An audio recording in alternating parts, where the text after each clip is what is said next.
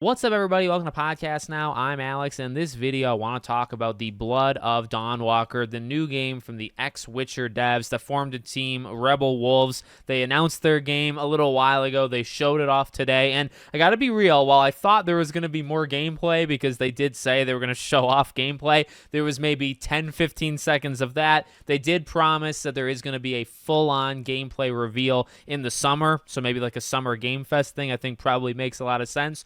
But there was a lot of talking about this game. And granted, you can say a lot of good things about a lot of good games and bad games, you know, if you're talking it up. So what I want to do in this video, I want to talk about how it does sound very exciting. And I think some of the mechanics, some of like the world building that they're doing sounds downright awesome. It's just, I kind of wanted to put that, first part first, where it's like, yeah, you can say all you want, and I believe them to an extent, but when you show it, I'm going to believe it even more. And up until this point, and even what they showed just now, I mean, there's a very nice CG trailer, very, Witcher kind of coloring, very bloody, very gory, but really, really cool. And then again, what they say sounds awesome.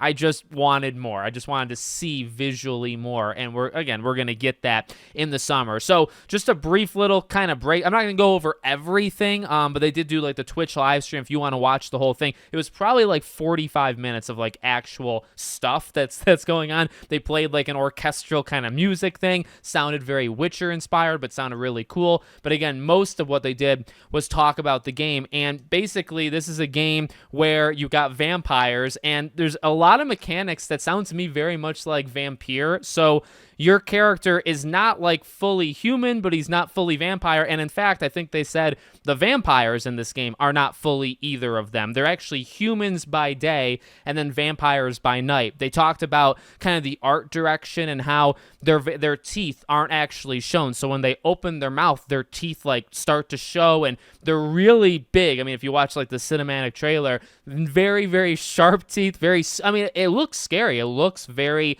different too. It kind of has like its own identity because look, a vampire game, well, Vampire, we literally had that, but also, vampires are things that we know quite a bit about. They've been explored in a lot of different mediums, including games, but for them to try to do something different, right? So the different thing with this game is the civilization that you're going through. They've gone through a plague, they've gone through famine, they're going through all of this different stuff, and basically this group of vampires that's led by, I believe, one, like the head one that we see in the trailer, but he's also got kind of like 3 disciples, and the game actually breaks down where you're going after him, but those 3 disciples, they kind of like have their own portion of the map that they're in control of, and you can take them out as well. How you handle things, you can go in by yourself, you can go in with others. They talked about that too, maybe like freeing prisoners and having them help fight with you, or you just go kind of guns blazing, yourself. It reminded me a little bit, I mean, they didn't say Nemesis system, and I don't think they're going to actually have anything like that, but the way that, a certain boss, kind of like head honcho, kind of has an area of the map, and then maybe even they have like underlings, right? It sounded pretty cool, and sounded very, I guess, familiar in that way, but, they're in charge, and they've taken over really the nobles and, the princes and kings and, the kind of military type presence. They're going after them. They're basically ruling the civilization, which I do like that. I mean, there's already a couple things that are a little different, right? They kind of coexist, but they use the humans almost as like blood bags. They have, I believe they said, weekly masses where they basically drain the blood of these humans, and it's like required, you have to go. Sounds really like interesting and cool, but like they're in charge. They're the new kings and queens, of the civilization, and they've like taken over. And in some ways, it's actually better for the population because they actually keep them around, and they're not all evil. But then obviously it's bad because they kind of harvest their blood and all that, and you're having vampires rule over you, so it's kind of bad, in that way. Sounds really, really neat. Now, on top of that, they talked about the actual, mechanics, and the number one thing that stood out to me is how you handle quests. So I'll pitch it to you kind of how they did. So they say you have 30 days and 30 nights to beat the game, okay? I believe your family is imprisoned in like the basement, a dungeon type thing of the castle ruled by the head vampire, and you got 30 days and 30 nights to free your family.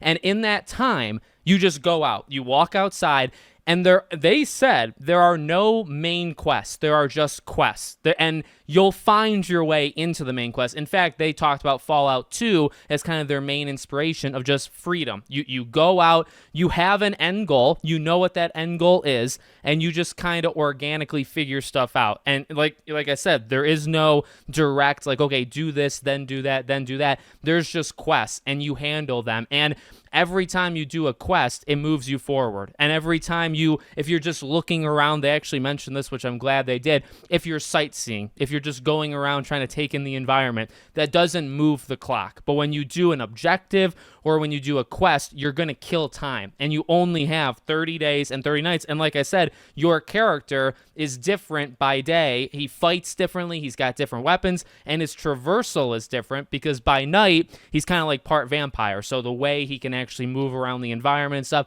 is different in that way. Love it. Love it. I mean, the way that they just separate those two things where it's literally going to feel almost like a different game, day, night, and then you have to kind of prioritize what you're doing. And they said, they kind of did that because oftentimes in open world games, which happens to me too, you get distracted, right? You have an end goal, it's very important, and yet your character somehow takes days and days and days, and you take 40, 50 hours in the game to ignore the main quest and do all the side stuff, which I think is kind of special and also kind of funny in that way. But, sometimes there's nothing really to steer you back to like, okay, well, remember what's priority number one. Remember what's so important with your character in the game. And these are all things they talked about, right? They want you to feel that. You can go out, you can have fun, you can do all this different stuff, but there's a ticking clock, and you do have an end goal that you have to do that end goal, right? So I love it. I mean, I love the sound of this game. I think visually, like, look, I never like, especially as I get older, the cinematic stuff just doesn't get me as much as it used to 10, 15 years ago. When I would see the opening of like Prototype, and it's like, that's cool, but like, what does it actually do, for the rest of the game? But for a game like this, I think it's more about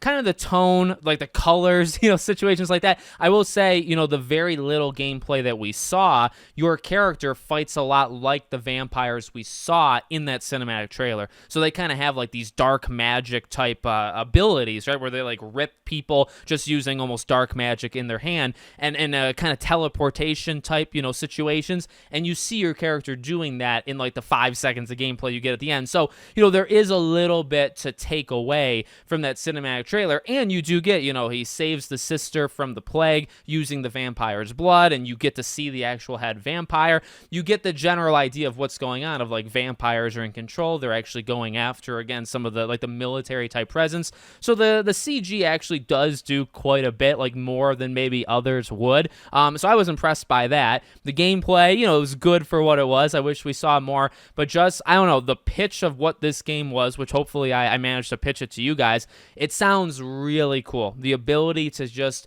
have this dynamic open world. They talk about, the reactionary type things in the game, that as you do things, the vampires will react and put in more military presence or do this, do that. They'll make missions more difficult based off what you do, and they'll react to it. So it's got all of the words of a really, really cool game, honestly, like insanely cool. And I just hope, this is a AAA game. This is not some, 5-hour indie experience. I love those, but I mean, that's not what they're pitching. So now it's about, okay, you talk a big game. They really do. They talk an amazing game. This could be a really, really great game. Now you got to see it. You got to see it. And what we've seen so far, we've seen next to nothing, right? So hopefully we get to see more. Hopefully everything that they're pitching that sounds unique, and just, you got that trust level, I think, from several veterans of The Witcher 3 and Cyberpunk and just CD Projekt Red. A lot of people here at this team, this new team, they were working at CD Projekt Red for like 10, 15, 20 years. They've been working on a lot of Witcher games. They're like higher ups. These are not like entry-level positions that they worked and they just went over here. No, these are people that were very influential that made it good, and now they're over here. So something definitely worth checking out, hopefully, and we just got to see more. So let me know what you guys think in the comments. Make sure, as always, you're subscribed to the channel, bell icon turned on, and I hope to see you all on the next one.